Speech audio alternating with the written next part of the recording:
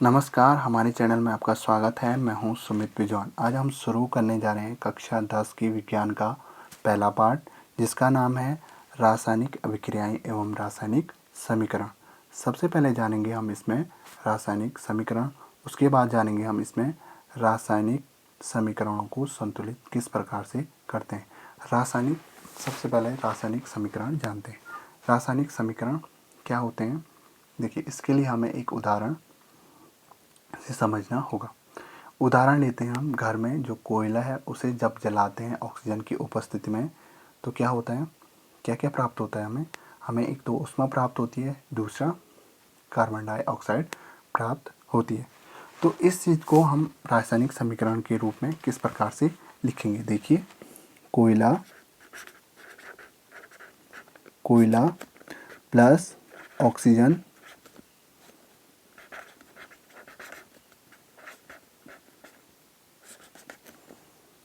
अभिक्रिया करते हैं, जब ये बनाते हैं कार्बन डाइऑक्साइड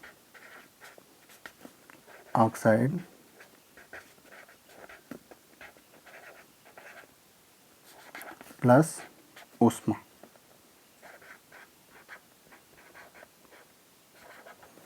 ठीक है, अब देखिए ये क्या है, एक रासायनिक समीकरण है। इसका ये बायां पक्ष है और ये दायां पक्ष है। बाएं पक्ष में क्या होते हैं, अभिकारक। अभिकारक क्या होते हैं, जो रासायनिक अभिक्रिया में, जो पदार्थ रासायनिक अभिक्रिया में भाग लेते हैं, उत्पाद बनाते हैं, वो क्या होते हैं, अभिकारक होते हैं।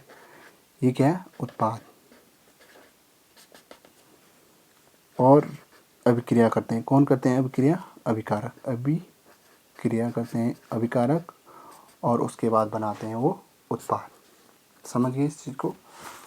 अभिकारक हमेशा बाएं ओर लिखे जाते हैं, उत्पाद हमेशा दाएं ओर लिखे जाते हैं। समझ रहे होंगे इस चीज़ को। अभिकारकों को हमेशा क्या करते हैं, हम बाएं ओर लिखते हैं, उत्पाद को हमेशा दाएं ओर लिखते हैं। ठीक है, ये हमारे पास शब्द रासायनिक समीकरण थी। अब हम इसी समीकरण को सूत्र समीकरण के रूप में लिखते हैं।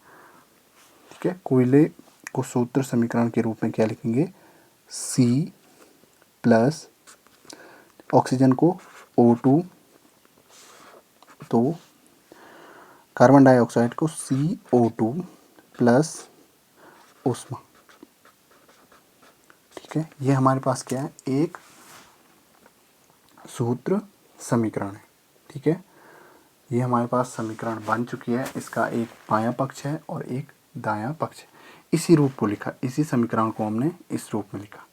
ये शब्द समीकरण है, ये कौन सी समीकरण है, ये सूत्र समीकरण है। समझिए। अब समझते हैं रासायनिक समीकरण को संतुलित करना। ठीक है,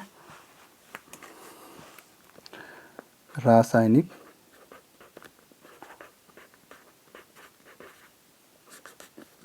समीकरण को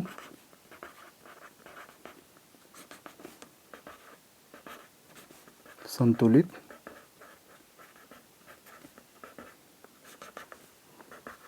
करना।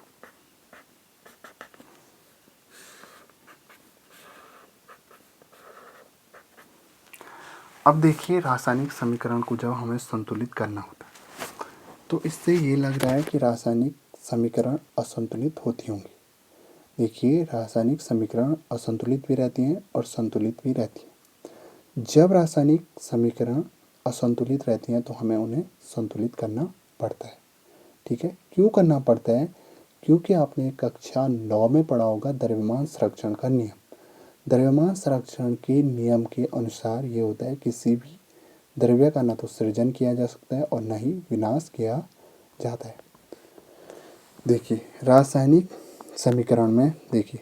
समीकरण में अभिकारक में जितने परमाणु होंगे उतने ही परमाणु उत्पाद में होने चाहिए। यानी कि अभिकारक के परमाणुओं का भार जितना होगा उतना ही उत्पाद के परमाणुओं का भार होना चाहिए। इसलिए क्या करते हैं हम, रासायनिक समीकरण को संतुलित करते हैं।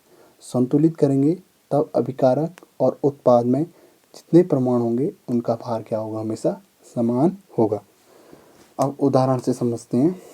और उदाहरण से हम रासायनिक समीकरण को संतुलित करना भी देखेंगे। ठीक है, एक उदाहरण लेते हैं। Fe plus H2O Fe2O3 plus H2। देखिए कौन सी अभिक्रिया है ये? है जब लोहे पे जंग लगता है। ठीक है, वही अभिक्रिया है ये। अब देखिए इसको देखिए, यहाँ Fe की संख्या कितनी है? 1 है। यहाँ Fe की संख्या कितनी है? 2 है। ठीक है, असंतुलित है। यहाँ H2 की संख्या 2 है, यहाँ 2 है, संतुलित है। O की संख्या यहाँ कितने है? 1 है। और यहाँ O की संख्या कितनी है? 3 है, असंतुलित है। ठीक है, समझिए इस चीज़ को। अब इस चीज़ को हमने क्या करना है? संतुलित करना है। संतुलित करने के लिए सबसे पहले हमने क्या देखना है? सबसे पहले हमने ऐसे यौगिक को देखना है जिसमें तत्वों के परमाणु की संख्या क्या है? सबसे ज़्यादा है। इसमें क्या है? तत्वों के परमाणु की संख्या क्या है? सबसे ज़्यादा है। ठीक है, इसको देखा हमने। वो वाला तत्व क्या है? देखिए, वो वाला यौगिक आपको बाएं पक्ष में भी हो सकता है, दाएं पक्ष में भी हो सकता है।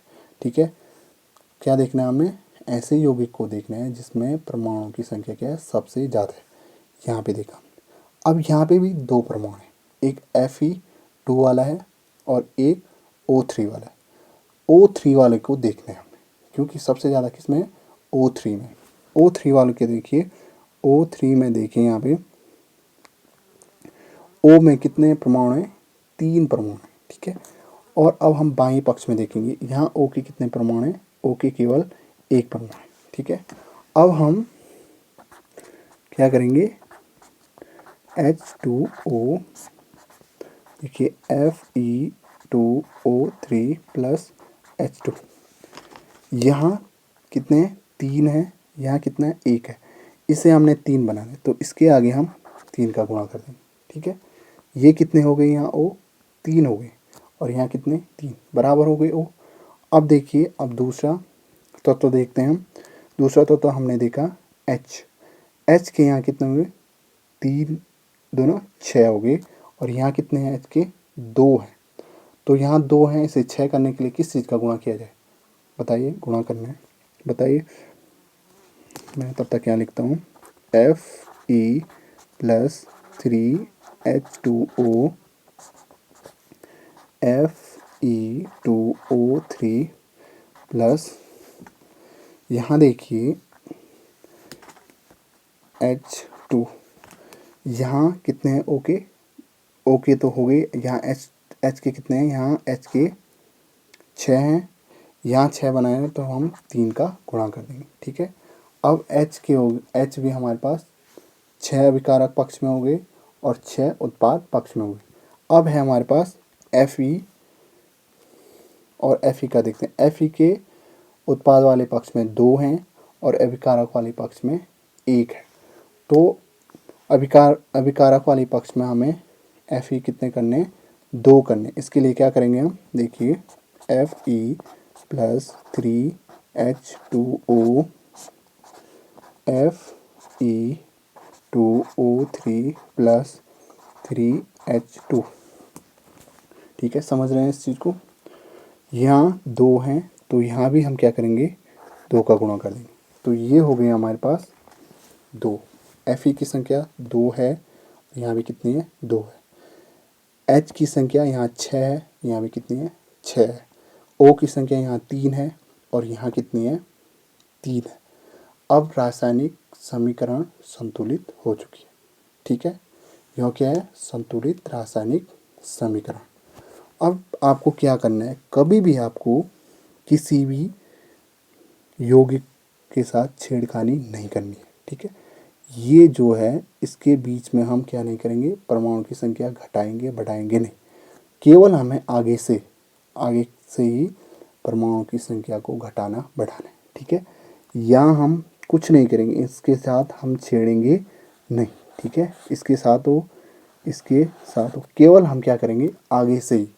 आगे से गुणा करेंगे, ना कि परमाणु को कम ज़्यादा करेंगे। ठीक है, कम ज़्यादा करने का अधिकार केवल आगे से है, न कि उसके परमाणु को कम ज़्यादा 20 से हम क्या कर रहे हैं, इस यहाँ पे 3 है और हमने देखा यहाँ क्या है 1 है, तो हमने यहाँ क्या किया 3 कर लिया।